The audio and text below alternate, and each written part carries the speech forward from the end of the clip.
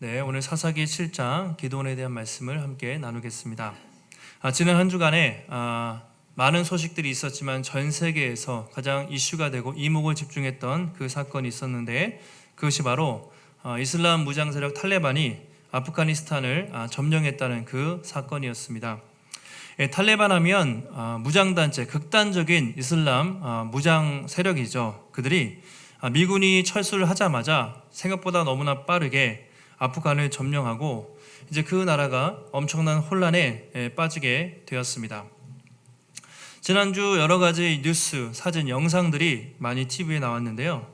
참 보면서 제일 마음이 아팠던 것은 그 카불 공항에서 사람들이 이제 탈출해야 되니까 아기를 그냥 놓고 버리고 도망가는 경우도 있고요.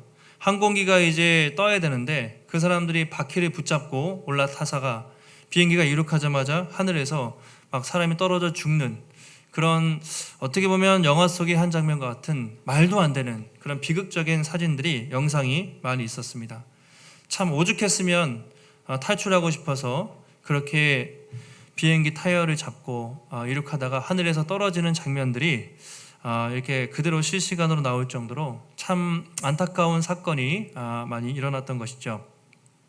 지금도 보니까 여성들이 특별히 이슬람이 여성에 대한 차별이 심해서 많은 차별을 받고 많은 사람들이 보복으로 죽어가고 있는 그런 사태가 일어나고 있습니다.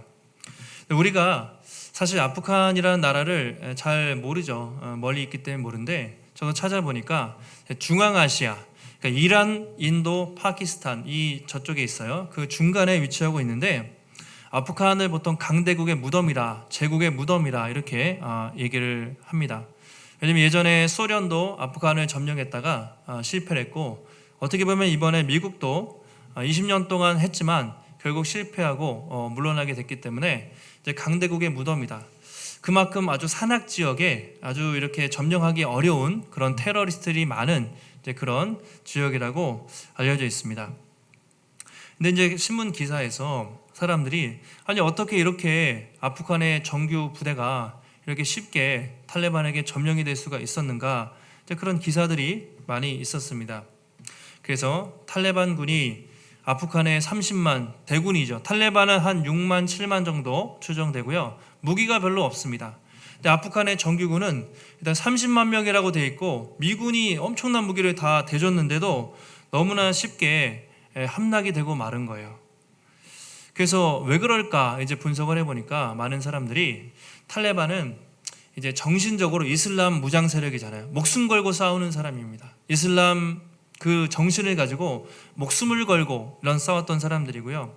이 아프간 사람들 정규군은 일단 엄청 부패했다고 합니다. 무기를 미군이 사주면 다 뒤에 팔아가지고 자기 돈을 챙기고 글씨도 모르고 싸울 용기가 없는 무능한 사람들이었다는 것이죠. 그래서 그 소수의 탈레반이 그 다수의 정규군을 그렇게 쉽게 물리칠 수 있었던 이유, 그들의 어떤 물자라든가 전투, 또 군대의 숫자가 아니라 이제 그들의 사기였다는 것이죠. 정신력입니다. 한마디로 탈레반은 어쨌든 싸울 용기가 있었고, 아프간 사람들은 싸울 용기가, 믿음이, 사기가 전혀 없었다는 것이죠. 그래서 그렇게 전세가 열세였지만 완전히 너무나 쉽게 함락되고 말았다고 그렇게 분석을 하는 것을 보았습니다. 오늘 우리가 사사기 7장의 기드온의 전투, 여러분 아시는 유명한 이야기인데요. 어떻게 보면 이 전쟁과 좀 비슷한 면이 있는 것 같습니다. 자, 기드온과 이스라엘 백성들은 몇 명입니까?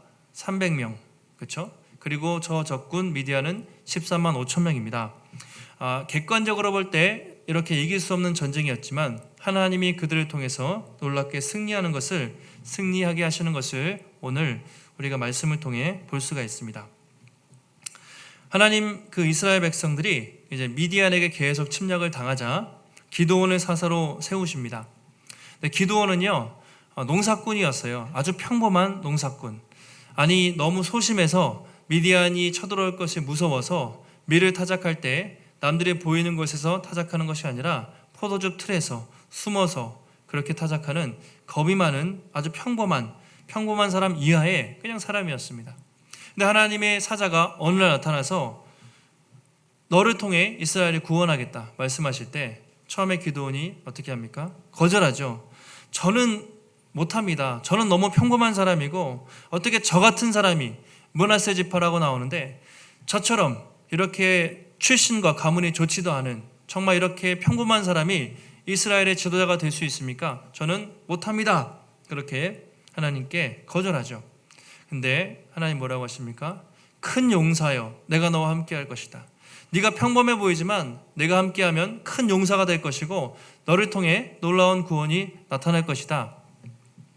기드온이 계속 의심하는데 아시죠? 양털 시험도 보여주시고 어르고 달래면서 결국 기드온이 사사로 세워져요. 그게 6장의 이야기입니다. 오늘 7장은 드디어 이스라엘과 미디안이 한판 붙는 전쟁을 하는 장면이 나오고 있습니다. 자, 7장 1절 보시면 이렇게 되어 있습니다. 여룻바알이라 하는 기드온과 그를 따르는 모든 백성이 일찍이 일어나 하롯셈 곁에 진을 쳤다. 이렇게 되어 있습니다.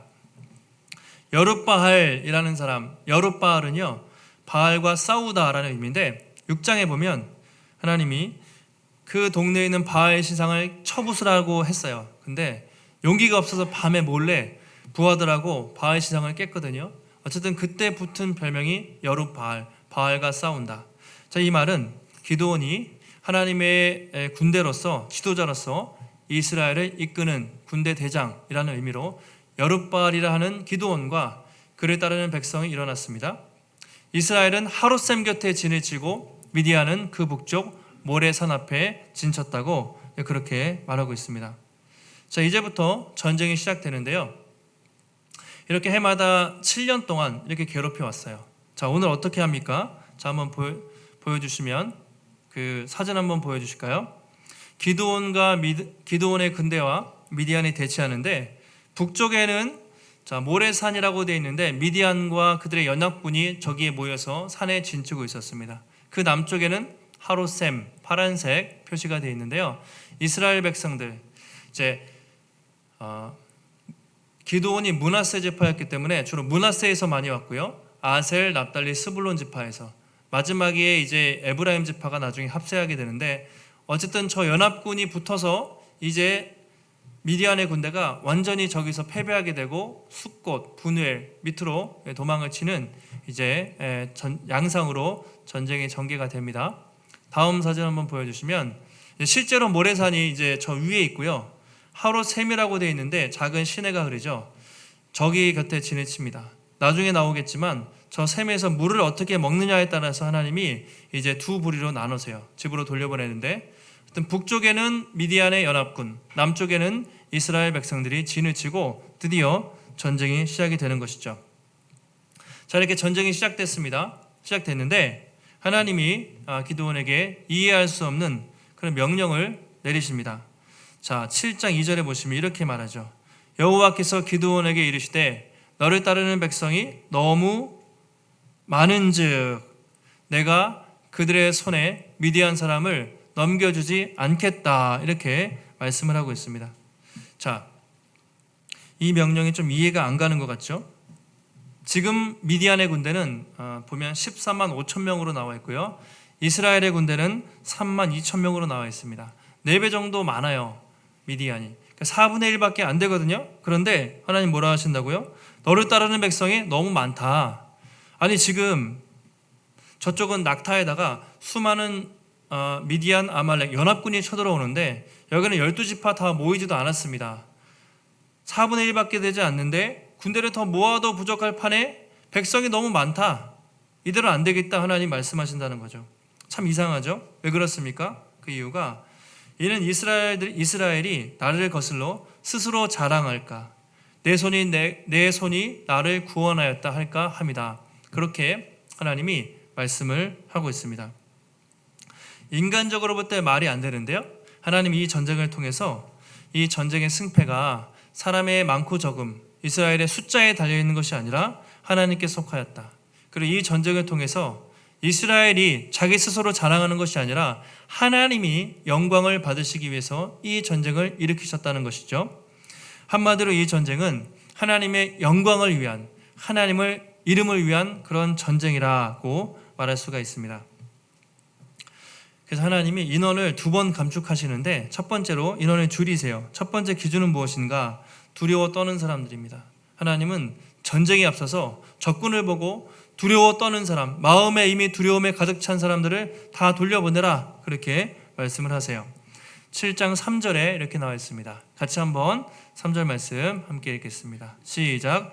이제 너는 백성의 귀에 외쳐 이르기를 누구든지 두려워 떠는 자는 길르앗 산을 떠나 돌아가라 하라 하시니 이에 돌아간 백성이 22,000명이요 남은 자가 10,000명이었더라. 네, 기드온이 명령합니다. 누구든지 두려워 떠는 사람들 다 가라. 그렇게 말하자 22,000이 갔습니다. 10,000명이 남았습니다. 네, 총 32,000에서 절반 이상이 3분의 2가 거의 집으로 돌아가고 만 것이죠. 하나님은 왜 첫 번째 두려워 떠는 사람을 돌아가라고 했을까요? 두려운 사람. 전쟁의 승패는요, 군인 숫자의 많음보다 군인들의 사기에 달렸다는 거예요. 정신력, 그 군인이 몇 명이든지 더 중요한 것은 그들의 어떤 마음과 어떤 정신력, 사기가 중요하다는 것이죠. 그래서 마음에 이미 상대방을 보고 두려워하는 사람들, 야, 다 보내, 필요 없어, 용기 있는 사람만 남아라, 하나님이 그렇게 말씀을 하고 있습니다. 신명기에 보시면 이제 앞으로 모세를 통해서 가나안 땅에 갈 때 전쟁을 많이 치르게 될 텐데, 전쟁을 할 때 해야 되는 많은 방법들에 대해서 하나님이 신명기 20장에서 기록을 하고 있는데요. 20장 8절 보시면 이렇게 얘기하고 있습니다. 책임자들은 백성에게 두려워서 마음이 허약한 자가 있냐? 그는 집으로 돌아갈지니 그의 형제들의 마음도 그의 마음과 같이 낙심될까 하노라. 그러니까 전쟁할 때 리더들에게 그 마음에 두려워 떠는 사람들 다 보내라.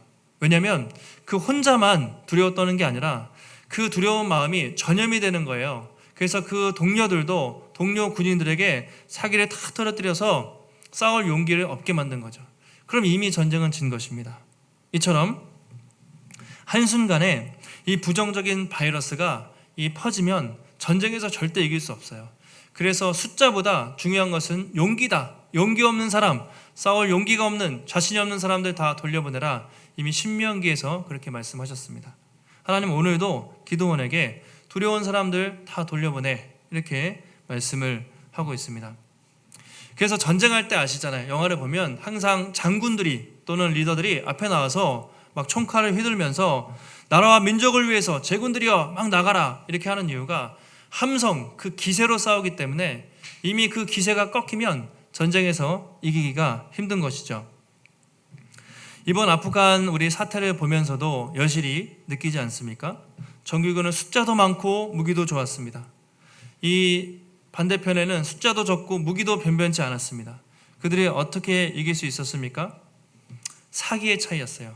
근데 어디에서 사기가 떨어졌냐면 바로 미군이 철수한다는 소식을 듣고 아프간 사람들은 이제 미군이 곧 돌아간단다, 이 얘기를 듣고 이미 싸울 용기를 다 잃어버렸습니다. 그래서 싸우지도 않고 저 지방에서부터 계속 함락되다가 몇 개월 만에 너무 빨리 그 수도 카불이 함락이 돼버리고 말았죠. 근데 저 탈레반은 미국이 돌아간단다, 이 얘기를 듣고 사기가 엄청 올라간 거예요. 이제 우리가 저 아프간 정규군 이길 수 있다, 그러면서 막 치고 올라오면서 나라가 순식간에 점령이 되고 말았습니다. 그 탈레반의 전략이 이거라고 합니다. 보니까 전문가들이 이제 하는 얘기가, 탈레반은 항상 이렇게 얘기했대요. 미국에게는 시계가 있지만 우리에게는 시간이 있다. 미국인들에게는 시계가 있지만 우리는 시간이 있어요. 시간이 이길 것이다 하면서 20년간 버틴 거예요. 근데 20년간 미국이 돈을 2,000조 넘게 쏟아붓다가 이 아프간 정규군 이 사람들 아무리 해도 안 되겠다, 발을 빼자마자 그냥 완전히 잡아먹히고 만 것이죠. 그만큼 좋은 예는 아닌데 어쨌든 이 사람들이 그만큼 그 사기가 무너졌을 때 이쪽이 한 번에 와야 되고 사기가 충천했을 때 얼마나 순식간에 전세가 역전되는지를 사실은 여실하게 보여주고 있습니다. 여러분, 그렇죠. 우리가 이것을 보면서 여실히 느끼지 않습니까? 전쟁의 숫자와 무기 물론 중요한데 그것보다 더 중요한 것은 그들의 자세, 전투하는 사람들의 정신력이라는 것이죠. 여러분, 우리도 마찬가지가 아니겠습니까? 우리도 영적 군사로 세상과 늘 싸우는 군사로 부르심을 받았습니다. 눈앞의 상황과 조건이 되게 어렵죠. 만만치 않아요. 그러나 더 중요한 것은 우리의 믿음인 것이죠. 우리의 영적 사기인 것이죠. 내가 얼마나 담대한 믿음으로 하나님 말씀으로 무장해서 나에게 싸울 용기가 있는가? 난 하나님의 군사로 싸울 용기를 가지고 살고 있는가? 아니면 이미 싸우지도 않고 패배한 사람처럼 비실비실하게 그렇게 살아가고 있는가? 가끔 어떤 분들을 보면 참 안타까운 분들이 계세요. 싸우지도 않고 이미 상황이 너무 눌려서 그렇게 용기가 없이 그렇게 지쳐 계신 분들 가끔 보는데 참 그러면 무기력한 것이죠. 그럼 이미 이기기가 힘듭니다. 그런데 하나님은 우리에게 물어보시는 것이죠. 싸울 용기가 중요하다. 우리에게 싸울 믿음과 용기가 있는가? 여러분, 우리에게는 누가 계십니까? 그 아프간 사람들에게 미군이 큰 힘이었지만 미군이 빠졌을 때 한순간에 무너진 것처럼 우리에게는요, 미군이 항공모함도 있죠, 스텔스 전투기도 있죠, 최강 전차의 해병대, 네이비실 다 있지만 하나님은 그 미군보다 훨씬 강하시고 그 하나님이 우리와 함께 하신다는 사실을 우리가 늘 기억하시기 바랍니다. 세상의 나라는 자국의 이해관계에 따라 도움이 될 것 같으면 도와주고요, 아니면 발을 빼요. 그게 세상의 이치입니다. 그런데 하나님은 절대 그렇지가 않다는 것이죠. 하나님은 언제나 우리 곁에서 우리와 함께 하시고 지켜주실 뿐만 아니라 뭐라고 했죠? 세상 끝날까지, 나의 이해관계에 따라가 아니라 세상 끝날까지, 내가 다시 오는 그날까지 내가 강력한 군대로 너와 함께 하겠다, 분명히 그렇게 약속을 하셨습니다. 그래서 우리는 부족하지만 우리가 믿음으로 순종하며 나갈 때, 그분을 의지할 때 기도원과 같이 그런 믿음의 용사로 우리도 쓰임을 받을 수가 있는 것이죠. 바로 이것이 하나님의 백성이 싸우는 방정식인 것입니다. 승리의 전략이죠. 사도 요한도 요한일서 4장 4절에서 이렇게 얘기했습니다. 자녀들아, 너희는 하나님께 속하였고 또 그들을 이기었나니 이는 너희 안에 계신 이가 세상에 있는 자보다 크심이라. 요한이 뭐라고 합니까? 너희는 하나님께 속한 자들이다. 그리고 그들을 이미 이겼다. 그 이유가 무엇입니까? 너희 안에 계시니, 우리 구주 예수 그리스도가 세상에 있는 자, 죄악한 사단보다 더 크기 때문이다. 그렇게 말하고 있습니다. 여러분, 우리 안에 계신 예수 그리스도 하나님께서 저 세상에 있는 악한 사단보다 더 강한 것을 여러분 믿으십니까? 믿음이 조금. 예수님이 여러분 부활하셨다는 것은요, 십자가 지고 부활하셨다는 것은 이미 사망을 물리치시고 사단의 머리를 짓밟으셨다는 거예요. 이미 승리하셨다는 것이고, 우리는 그 승리, 이긴 싸움을 믿음으로 순종하며 나가는 것입니다. 중요한 것은 그 하나님이 이기셨고 우리는 이미 이긴 싸움을 싸우는 것이에요. 세상을 너무 두려워할 필요가 없다는 것이죠. 요한일서 5장 4절과 5절에도 이렇게 얘기하고 있습니다. 한번 우리 읽어보시겠습니다. 시작. 무릇 하나님께로부터 난 자마다 세상을 이기느니라. 세상을 이기는 승리는 이것이니 우리의 믿음이니라.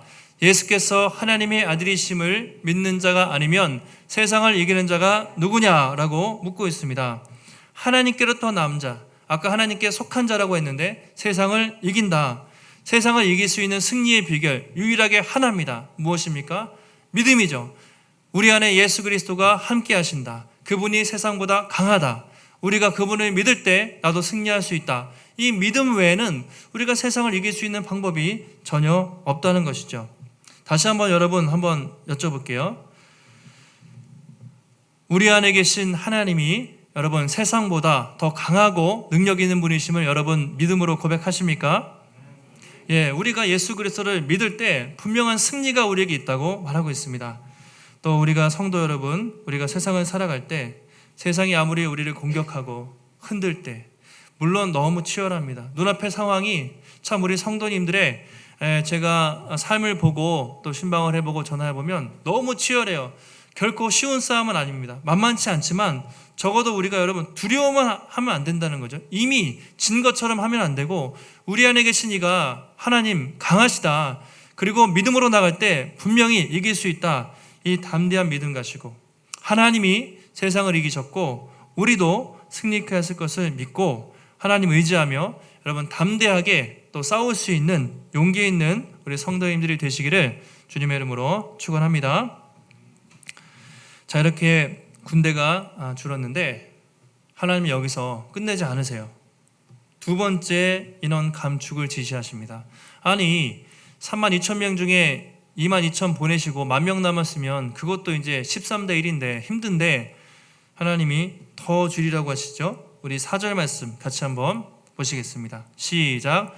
여호와께서 또 기드온에게 이르시되 백성이 아직도 많으니 그들을 인도하여 물가로 내려가라. 거기서 내가 너를 위하여 그들을 시험하리라.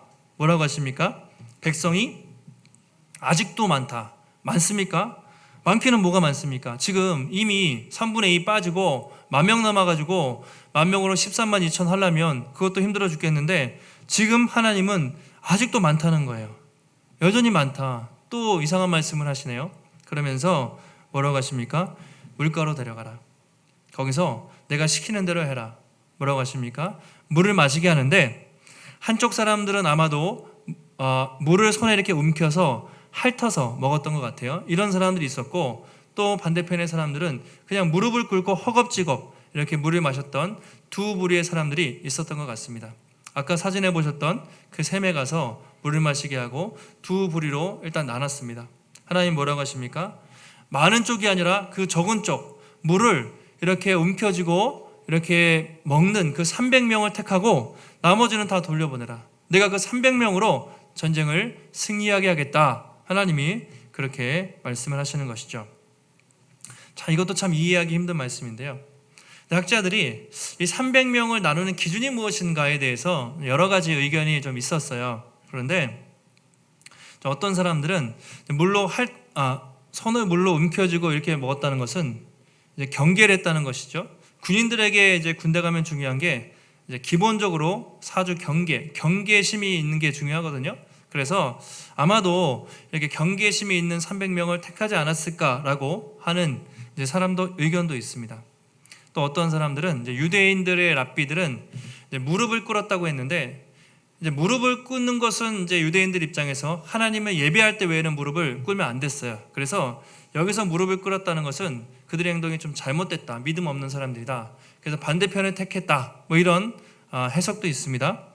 여러 가지가 있는데 정확한 건 몰라요. 확실한 건 이것이죠. 하나님은 어쨌든 적은 쪽을 택하신 거예요. 하나님은 많은 쪽을 다 보내고 그게 만약에 이렇게 움켜쥐고 먹은 사람이 10명이었으면 10명 택하셨을 거예요. 무조건 적은 쪽, 많은 쪽을 보내고 적은 쪽만 남기시는 게 하나님의 목적이었습니다. 왜 그렇습니까? 이렇게 적은 인원으로 승리를 해야만 그것이 하나님이 하신 것이구나 라는 것을 알 수 있었기 때문에 하나님은 뭐 능력 있는 사람, 용사를 택했다 그것보다는 적은 사람을 택해서 그 적은 숫자로 하나님이 승리하는 것을 보여주기 위해서 하나님이 이렇게 선택하셨다고 우리가 보는 것 해석이 더 좋을 것 같아요. 그래서 32,000에서 아까 몇 명 남았습니까? 10,000명. 10,000에서 9,700명 가고 300명. 자, 처음 군대의 99%가 갔습니다. 1% 남았습니다. 1%. 이제는 1대 450이에요. 아까는 4명에서 1명 이기면 그나마 싸울만 하네 그럴 수 있는데 지금은 450대 1입니다. 450대 1. 한 사람이 450명을 이겨야 이길 수가 있는 거예요. 그러니까 말이 안 되는 상황이죠. 하나님이 왜 이렇게 하셨습니까? 이 전쟁을 통해서 이 전쟁은 너희들의 힘으로 이기는 것이 아니다. 내 힘으로 이기는 것이다. 그래서 그들이 전쟁에 싸워 이겼을 때 하나님 정말 우리는 질 수밖에 없었지만 하나님 당신 때문에 이 싸움에 이겼습니다. 이 고백을 듣게 하시려고 말도 안 되는 450대 1의 상황으로 하나님이 숫자를 줄이신 것이죠. 그리고 전쟁이 일어납니다.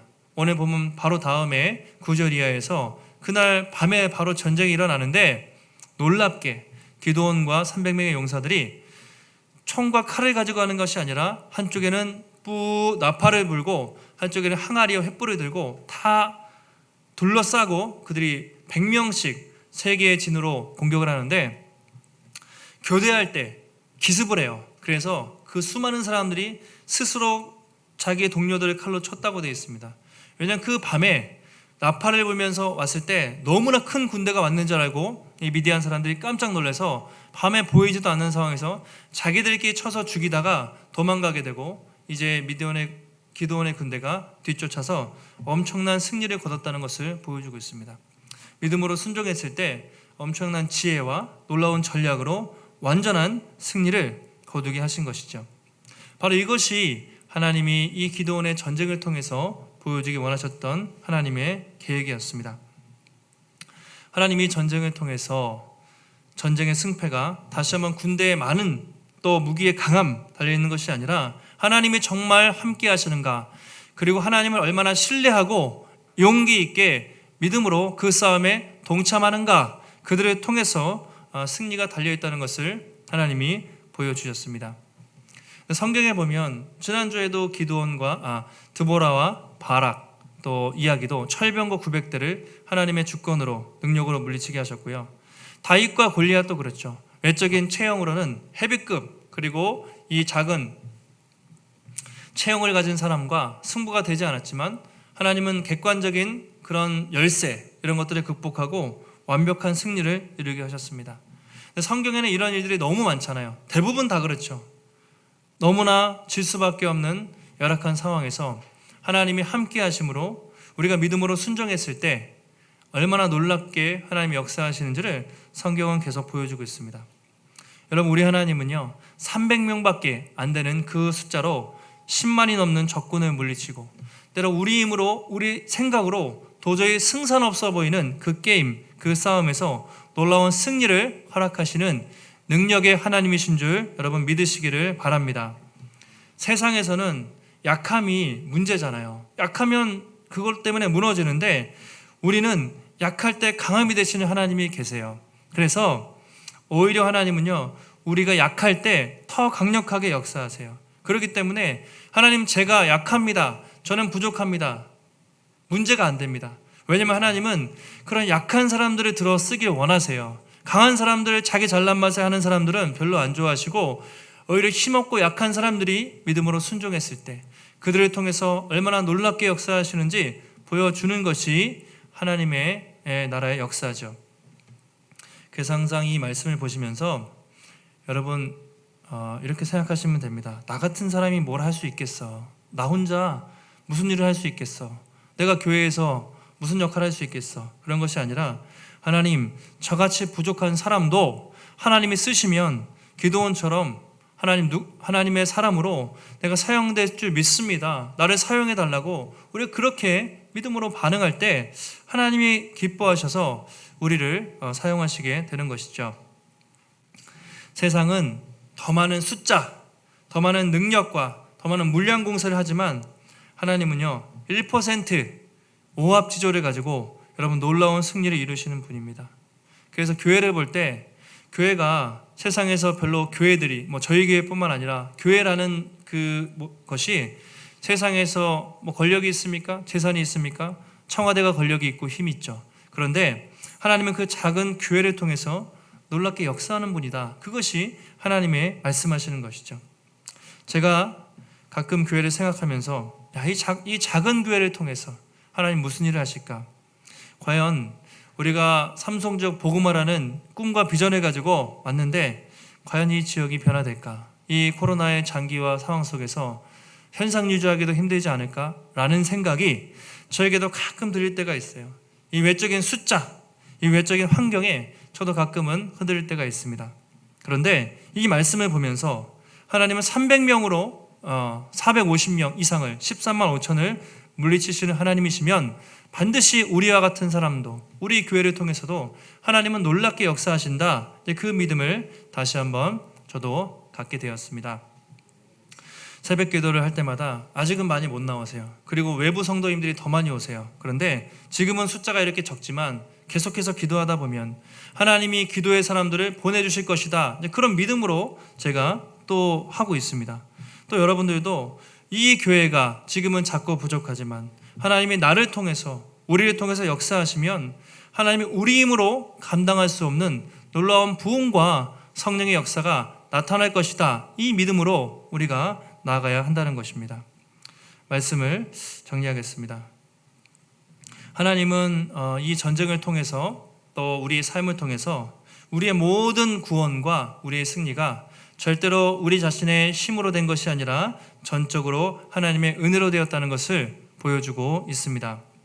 여러분, 우리가 하나님 앞에 구원받기 위해서 여러분이 하신 것이 있습니까? 아무것도 없죠. 오직 예수 그리스도께서 우리를 위해서 십자가에 죽으심으로 우리가 값없이 구원을 받았다. 은혜로 구원받았다. 이것이 우리의 믿음의 고백이 아니겠습니까? 그래서 우리가 하나님 앞에서 겸손해야 되고 절대로 자랑할 것이 없어요. 바울이 디도서 3장에서 이렇게 얘기했습니다. 같이 한번 읽어보시겠습니다. 시작. 우리를 구원하시되 우리가 행한 바 의로운 행위로 말미암지 아니하고 오직 그의 긍휼하심을 따라 중생의 씻음과 성령의 새롭게 하심으로 하셨나니. 자, 하나님 우리를 구원하실 때 어떻게 하셨습니까? 우리가 행한 의로운 행위, 우리의 노력, 우리의 의로움으로 구원하지 않으시고 오직 하나님의 그 긍휼하심을 따라 중생의 씻음, 즉 성령의 거듭나게 하심이죠. 성령의 새롭게 하심으로, 다시 말하면 하나님의 은혜로 우리를 구원하시지 않았냐라고 바울이 말하고 있습니다. 전적으로 우리가 구원받은 것도, 우리가 승리하는 것도요, 결국 하나님의 은혜에 대한 것이지 우리의 행위와 노력으로 이루어진 것이 없다. 전적으로 그것은 하나님의 승리고 하나님의 영광으로 돌려야 된다고 말하고 있습니다. 사랑하는 성도 여러분, 하나님은 오늘 이 기드온과 300명의 용사를 통해 놀라운 승리를 이루신 것처럼 다른 사람이 아니에요. 오늘 나를 통해서입니다. 우리를 통해서 다시 한번 놀라운 구원을 이루기 원하세요. 비록 내 힘과 지혜와 능력이 부족하지만 하나님 함께 하심을 믿고 기드온과 같이 담대하게 순종하는 그 한 사람을 오늘도 찾고 계시고 바로 여러분이 그 한 사람이 되기를 주님 기다리고 계십니다. 여러분 어떻습니까? 여러분은 지금 미디안이 두려워서 벌벌 떨면서 숨어 살았던 그 사사기 6장에 겁 많고 소심한 기드온으로 살고 계십니까? 아니면 하나님의 부르심에 순종해서 또 하나님의 손에 붙들려서 담대하게 쓰임받는 오늘 사사기 7장에 성령 충만한 기드온으로 살고 계십니까? 선택은 여러분의 몫이죠. 소심하게 여전히 패배하면서 그 6장의 기드온으로 살 것인가?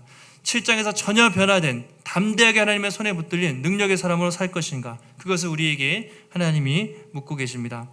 하나님은요 이미 승리를 약속하셨어요. 그리고 우리가 이 싸움에 믿음으로 오늘도 동참하기 원하십니다. 바라기는 복음의 숲의 모든 우리 성도 여러분께서 우리는 부족하지만, 나는 부족하지만 하나님이 함께 하시면 반드시 승리할 수 있다. 또 우리는 연약하지만, 이 교회가 작아 보이지만 하나님이 함께 하시면 주께서 이 교회를 통해서 분명히 놀라운 일을 행할 것이다. 이 믿음 가지고 여러분 세상을 두려워하지 마시고 하나님만 바라보시면서 한 주간 담대히 세상과 싸워 승리하시고 하나님께 영광을 돌리는 하나님의 신실한 군사들이 되시기를 예수님의 이름으로 축원합니다.